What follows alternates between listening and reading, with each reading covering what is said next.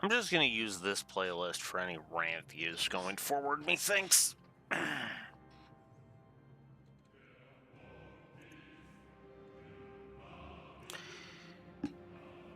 Ladies and gentlemen,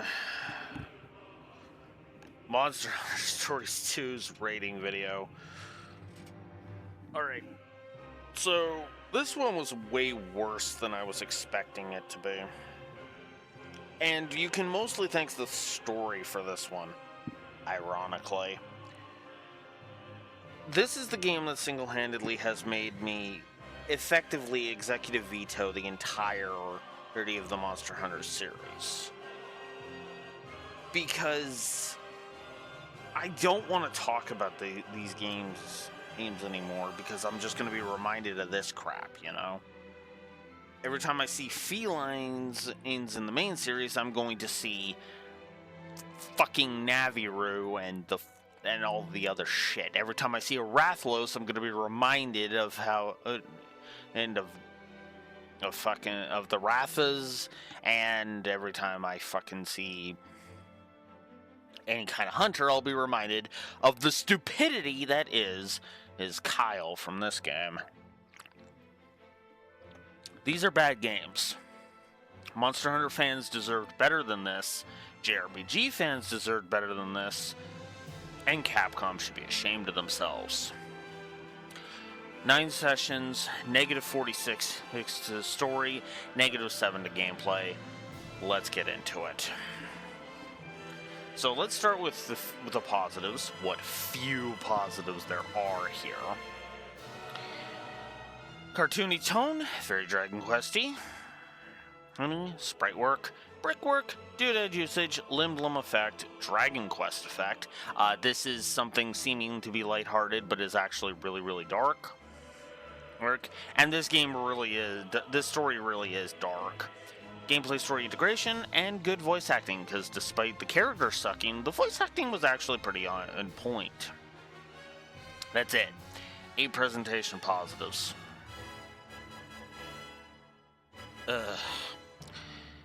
Kena got it. Kena, Chief, Gara, Avinia, Roverto. Roverto. Those are the only characters I gave positives to. I could have given one to Anna, but at the same time, I felt like Anna just didn't do anything for me. She was just there, and other characters were also just there, and that was the end of it, you know. And then other returning cast basically only had cameos, so. But hey, at least Avinia and Roverto were actually kind of cool. Now let's get into and then that's it. 4 character positives. That's pathetic. No, seriously, coming from me, that's fucking pathetic. It is stupidly, if you don't know me, it is stupidly easy for me to give character positives. You just have to be kind of an interest. You just have to be kind of an interesting character. You don't need any fucking complexity to it. You literally could just backhand a bad guy, and I'll give you a frickin' positive. It's that simple. Simple. I mean, you know. Kena is a perfect example of that, because Kena didn't do much, and she still got a positive. Same with Chief Gara, now that I'm thinking about it. I laughed hard at Navirou, at Anna admitting that he thought Navirou was a liar. That was funny. I liked the explanation of Avinia's backstory, and it tying into Debly. That was kind of cool.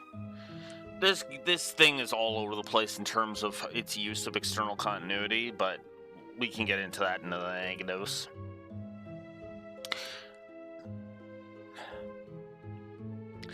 As much as I hate Navirou, I will admit the moment where he boosts us up onto that airship was actually great.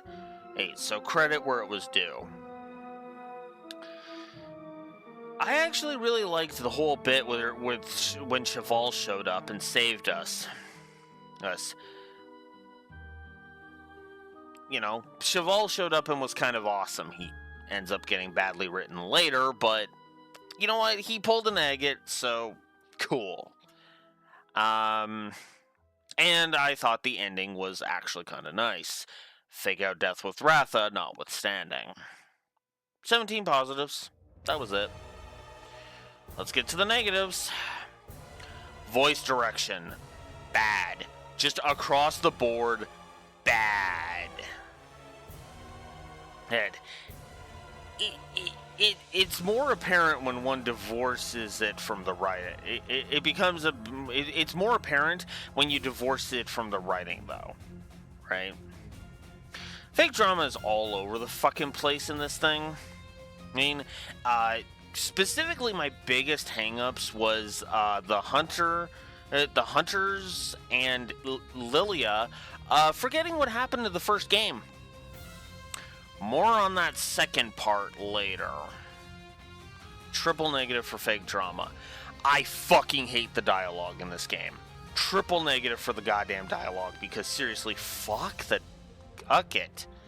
Fuck this dialogue. Also, fuck the writing of this game.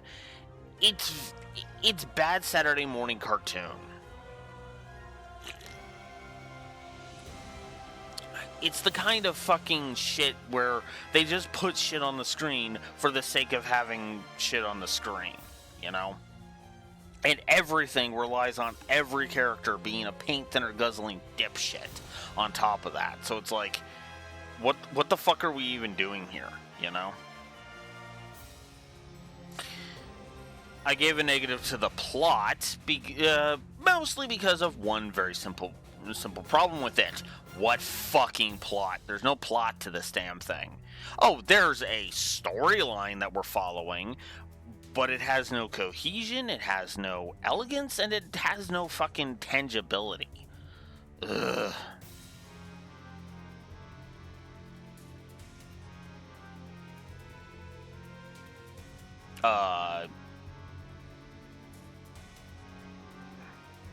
I guess this is an absence of the plot.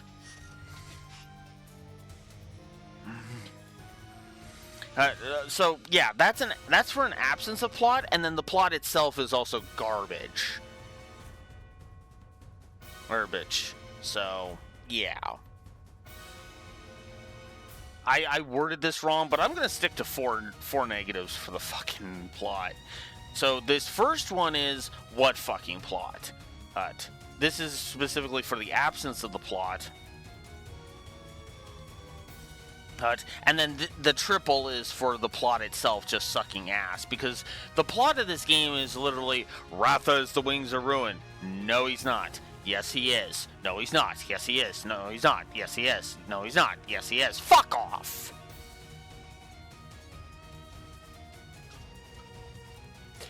Empty text. Naviru, who is the major provider of that. Also, Cheval's nerve to say that we're acting like he was in Monster Hunter Stories 1. We're not. Doesn't fucking help. The pacing was a triple negative. Padding. Oh god, okay, the padding. I wrote an entire blurb for the fucking padding, so let me go through the thing. Pacing is for the exact reason you're thinking. We move sluggishly through the goddamn plot, but we're not intrigued enough to make that an engaging slow burn. I'm actually reminded of .hack.GU, funny enough. Padding is rampant in this story, as it feels they are just padding out the runtime. Multiple plot points ruin things by just being there to pad out the runtime and nothing else. Prime example of this is the idea we are hurting Ratha, but the game refuses to give a good example as to how or why. Cheval claims it's because we are acting like he did in Monster Hunter 1, except we're not. At all. Oh, not helped by there being little to no progress for most of the game as well. So it just feels like they had like a 4-hour game written And they wanted to stretch that out to a 40-hour game, which was just, ugh. I'm suddenly getting FF7 remake vibes. Not good. Story sequencing is also pretty bad and got a triple negative. Things just kind of happen, and sometimes it feels like it's coming together, but the rest of the time, yeah, no. It feels like we're just going through motions at that point. Right. Almost as if we were basically hitting the magic reset button, you know? I didn't like the comedy. I felt like it was juvenile at best, badly timed ear poison at worst. There is some inconsistent frame rates in terms of the cutscenes. It wasn't... at first it was just whatever, because most of the time it's like one or two scenes where it's just like, okay. And most of the time I'm not going to notice it, but it kept happening and it kept pulling me out of it. And I was like, are you kidding me? It was so blatant that I noticed it, and I don't usually notice that shit.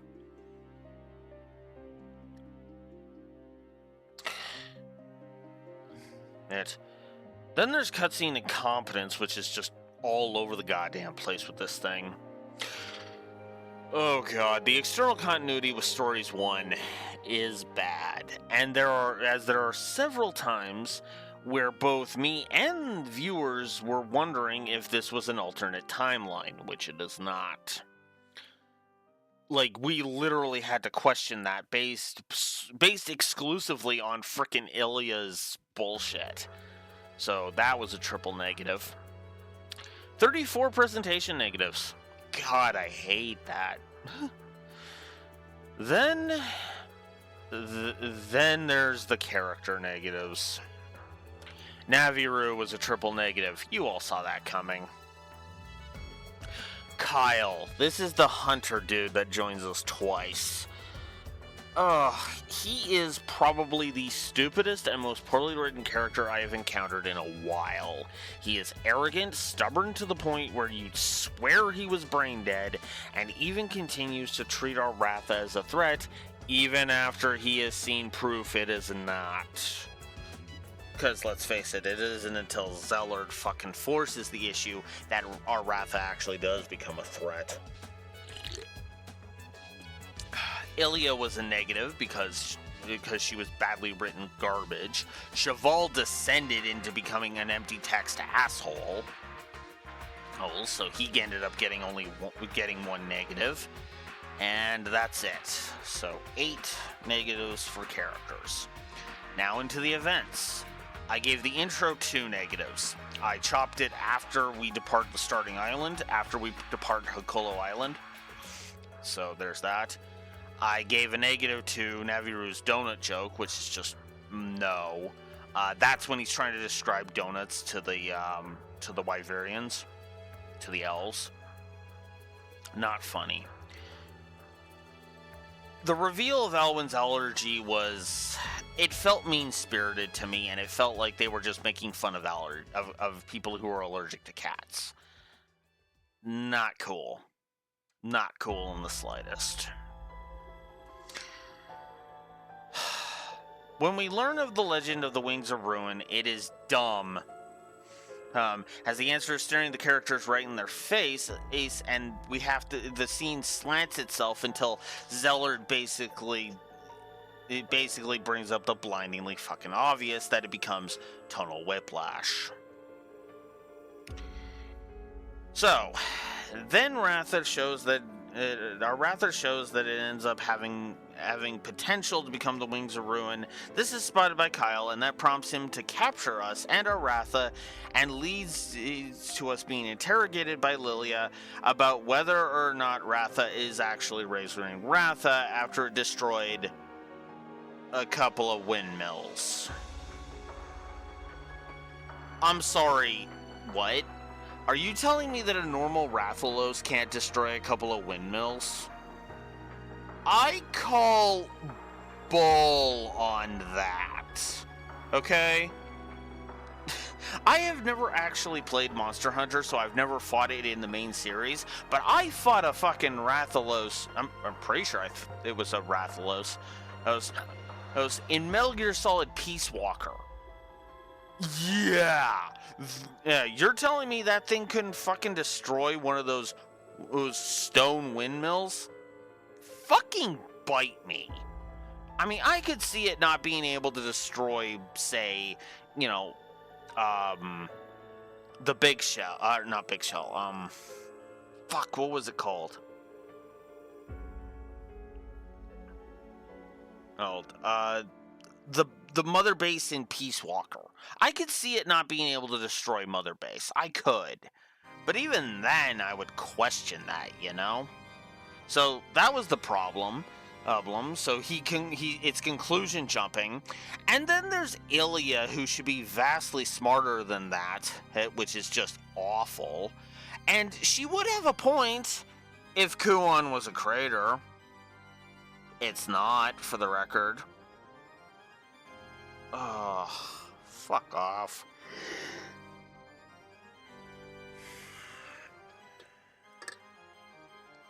So dumb. Just so dumb. I hate it so much, and yeah, that's why it was a triple negative.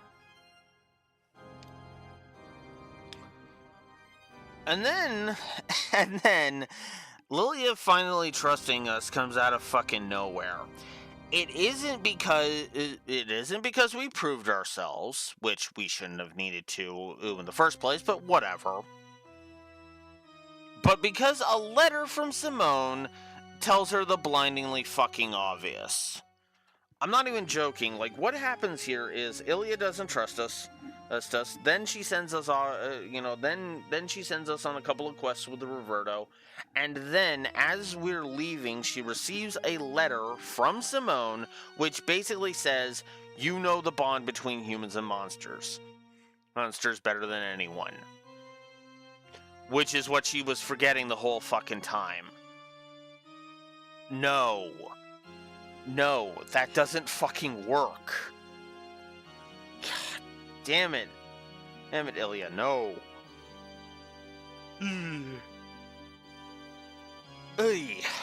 Anyways. So yeah, triple negative for that shit. Okay, so we're apparently pushing Ratha too hard, according to Cheval, and he even goes so far as to compare our desire to save the world as hurting Ratha. That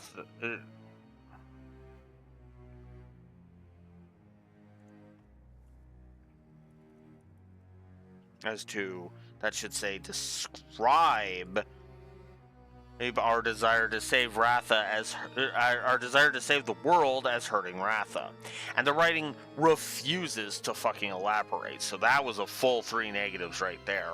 And fuck, I was so angry it got the caps lock full 3. Then Zellard being revealed to be the true villain is not a good twist. 0 hints beforehand, comes out of fucking nowhere, and is basically a switch flip from intelligent to paint thinner guzzling moron. When Naviru has more intelligence in a scene, you know you're fucking stupid.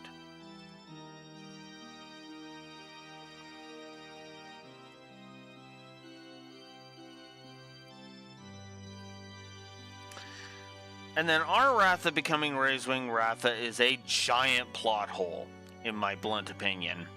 The whole thing about the Wings of Ruin and Razewing Ratha is supposed to be that it is born, then disaster started causing issues. But as I ranted about on camera, all of this shit happened before our Ratha hatched. So, no, this is a triple negative plot hole. Now, some people could say, but the egg was laid beforehand. That's fucking stupid, and there should have been signs of it before our Ratha hatched. There wasn't, so fuck off. So this plot hole can fuck off, you know? Then I also gave a triple negative to the outro because, fuck all of that. 63 negatives for a final score of negative 46 to frickin' story. God. And then the gameplay... It was better than the story, but yeah. Let's get into the gameplay positives. I like the labeling of the save slots, I like the autosaves, I like the map, and then I like the mini-map. I also love the fact that you don't have to dismount in order to gather stuff. The full heal and level up is always something I will praise. I enjoy the core combat. The combat animations got 2 positives. I like the ride-on mechanic. That's cool. I love being able to switch weapons in the middle of combat. That's cool. Also, it doesn't eat up your turn, which is very nice. Which I actually gave a separate negative to, which is actually... Yeah, I agree with that. I still agree with that. I like the combat interface, the HUD, the Monstie variety, which has also helped with the enemy variety. I like the boss design, the itemization, the fast travel, and the quest design. Especially the quest design. The quest design is really good because you basically have no time limit on the quests, which is really nice. Also, I still like being able to have stuff in your inventory to immediately complete quests. That's always nice. I gave the info in game 2 positives. I love the bestiary in this one. In the first one, it was just kind of meh. In this one, there's actually a lot of details in the bestiary, so that's cool.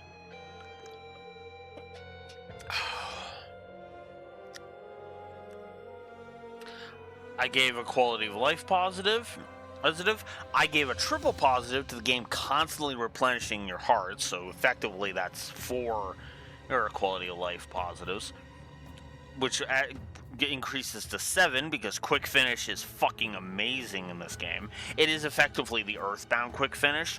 Basically what happens is if you get into a battle with a monster you've already encountered and you're substantially higher level, you can literally pull the triggers and that battle's done. Oh, and you still get the full rewards. It's just, for some monsters you might actually want to destroy the parts and actually go through the battle normally. Nergigante was actually a monster that I did that with because I was like, yeah, no, I need to, I need the parts, and it wasn't giving me the parts. It kept giving me the frickin' Elder Dragon blood, and I did not need any of that, Sky High Dive is still awesome. I like the enemy idle animations to indicate health. The head-to-head mechanic is still one of my favorites. The co-op quests are just plain fun. I did one with Nexo Sparkle, and that one gave me over 3,000 exp. And at first it was daunting, it was actually fun, and there are several interesting mechanics, such as choosing whether or not to assist your co-op partner with a battle.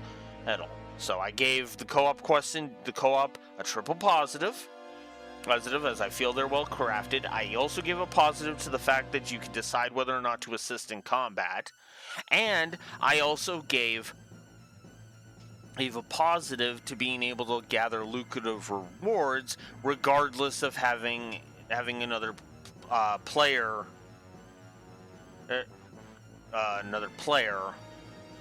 there. Basically you can go and do you can solo co-op quests is basically what that positive is saying. This is why I do these rating videos if you've ever wondered. Also, loot for everyone. This is actually the exact opposite of No Treasure for You. Well, I shouldn't say the opposite, but effectively what this is that you can gather a whole bunch of you basically in a co-op experience, you know how some games have loot on the ground?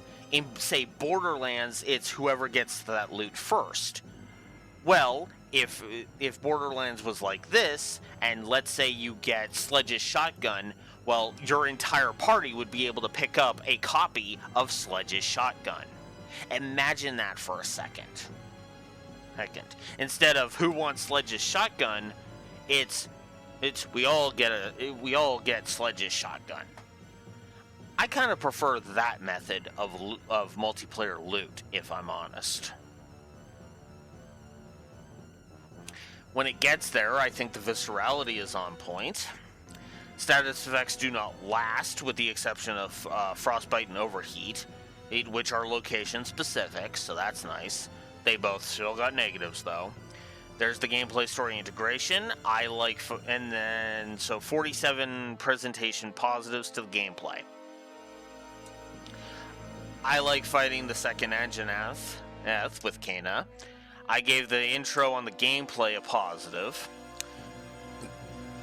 I liked fighting Durem and Boros. The Berserk Semitros, that was kind of fun to fight. Right? And when Avinia showed up, it was just as good. I like fighting the monster Diablos. That's fun as hell. Gravios is just as much fun as well. I like the Turga region. It's actually well crafted, and most of that can be attributed to Cheval. Yeah, I can't believe I typed that either. Having Cheval in gameplay is actually pretty cool. Basilgeuse, or B-52 as he's known in the Monster Hunter community, is actually fun to fight. So that was cool. And then fighting Ultra was actually kind of a fun final boss, and was actually interesting to fight. And as much as the rest of the game pissed me off, I did actually go ahead and give a positive to the outro. Also, the post-game has some interesting ideas, even if I basically said it in no uncertain terms, I ain't touching that. So, 60 gameplay positives. Now let's get into the 67 gameplay negatives, shall we? Let's get this out of the way right now. The DLC is fucking worthless as fuck, and it's overpriced as fuck.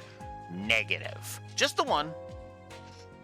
And because let's face it, $4 for a single costume in this day and age is just fucking unacceptable. The handholding tutorials can go to hell. The quest log got a triple negative for being absolutely fucking worthless. Even just as much, if not more so, than in the first game.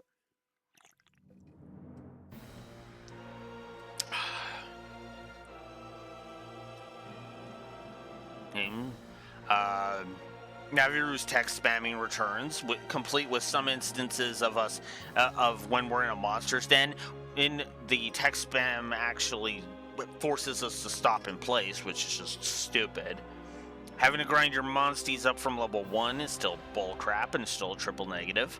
I didn't think the power progression curve or the difficulty curve were particularly nice. Triple negatives for both. The whole of being forced to have only one battle buddy till the post game was frankly bull, and I hated it. Negative there. I hate the walkthrough-itis. I felt the enemy placement was a triple negative. I hate frostbite and overheat, so they were a negative each. There's really not much I can say with a lot of this, because it's a lot of this is self-explanatory. I really hate the LIAI because it goes through a cycle of its stuff, and it doesn't adapt to anything, which, I'm sorry, by this point in time, LIAI should be adapting to the situation. Or at the very least, I should be allowed to set the tactics. This has been a thing since, at bare minimum, the PS2. .hack.GU has proven this.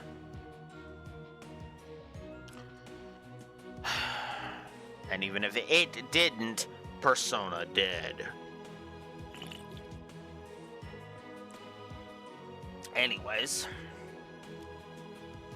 the gameplay pacing and the padding were rampant throughout the entire thing. Were just bad throughout the entire thing. Triples on both. The no music problem. There is such an absence of music in this game that it actively fucking pissed me right the hell off. There was a training session where I literally had to put my music on just so that there would be something, anything, playing in the background other than nothing. It pissed me off. Losing the second you run out of hearts is still a terrible mechanic and can go die in a fire. The backtracking was a triple negative. I feel the save point placement is pretty bad in the later dungeons, Volcanic Gate coming to mind immediately. By the time you get to the second half, I feel like like, bosses just have way too much HP, so that was a triple negative.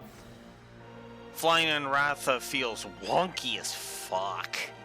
And in the first one, I don't remember it pissing me off, but in this one, it just pissed me off completely.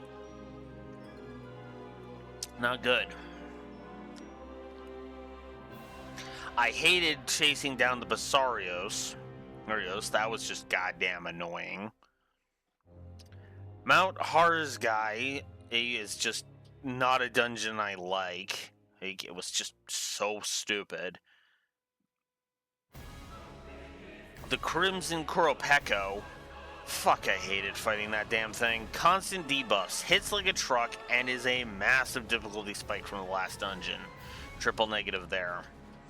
Then the Astalos was another awful fight. Cheap attacks, paralyzing attacks, and can get multiple moves per round. Combine that with needing to backtrack around 4 to 5 minutes, and you have a recipe for a full 3 negatives. Because, yeah, every time you lose, you go back to town, which means then you have to trek through the entire dungeon for about 4 to 5 minutes. Ugh. I didn't like fighting the Nergigante. First of all, difficulty spikes, so that was a triple negative in and of itself. His high HP being through the roof. Oof, that was another negative. But then there's the rock stupid LIAI, which in this fight is a huge detriment, so that's 2 negatives on top of that. And then he also gets multiple turns. And his character model being only slightly different when it comes to his spike mode was also kind of annoying. In hindsight, maybe I should actually nuke that and up the gameplay score. You know what? Yeah, no, I've changed my mind on that.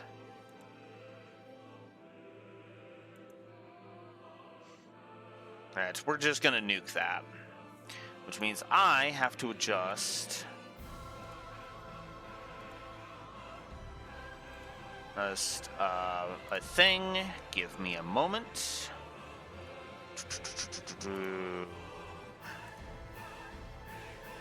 Okay. Oh, come on. There we go.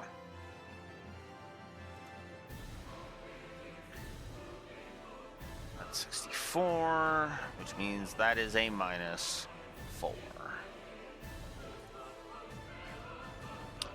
And then I also got to check over here to see if that moves it any.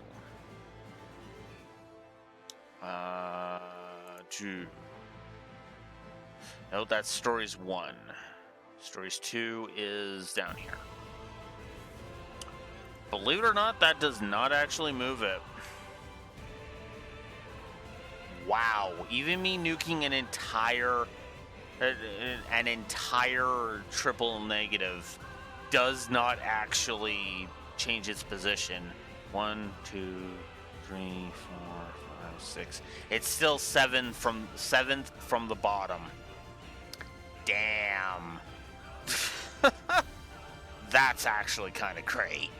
I actually kind of like it. I find that kind of amusing. I'm not gonna lie. Anyways.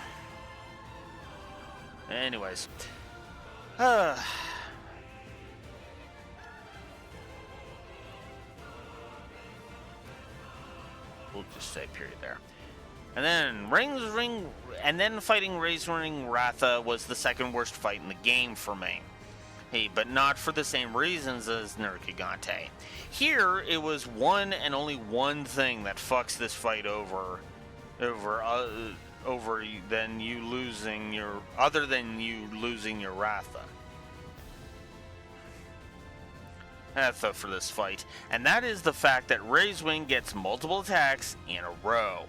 Now, while he does spread it out, the burn and his sky high dive, doing a guaranteed triple 9 into you is just awful. So triple negative there. So there we go. So hey, I raised the score a little bit during this. I don't care. I really don't care. This is still a bad game, my opinion.